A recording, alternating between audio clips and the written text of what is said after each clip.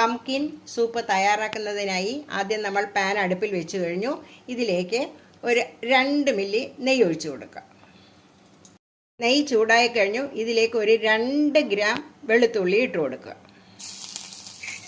അതൊന്ന് ഫ്രൈ ആയതിനു ശേഷം ഒരു 50 ഗ്രാം മത്തങ്ങയും കൂടി ഇട്ട് കൊടുക്കുക. നമ്മുടെ പംകിൻ ഒന്ന് ഫ്രൈ ആക്കുക. 50 മില്ലി വെള്ളം ആദ്യം ഒഴിച്ച് നമുക്ക് നന്നായി ഒന്ന് വേവിച്ചെടുക്കാം. ശേഷമെല്ലാം നന്നായി വറ്റി കഴിഞ്ഞു. 50 മില്ലി പാൽ ഇതിലേക്ക് ഒഴിക്കുക. ഒരു പീസ് ചീസ് ഇട്ട് കൊടുക്കാം നമുക്കിതിലേക്ക്. അതിനുശേഷം നന്നായി തിളപ്പിക്കാം. നന്നായി അലിഞ്ഞു കഴിഞ്ഞു പാലിലേക്ക്. ഇനി നമ്മൾ അരച്ച് വെച്ച പംകിൻ ഇതിലേക്ക് ഇട്ട് കൊടുക്കുക. ഒഴിച്ചു കൊടുക്കുക. ചെറു തീയിൽ നന്നായി ചേർത്ത് ഇളക്കുക. ഇനി നമുക്കിതിലേക്ക് ആവശ്യത്തിനുള്ള ഉപ്പ് ഇട്ട് കൊടുക്കുക.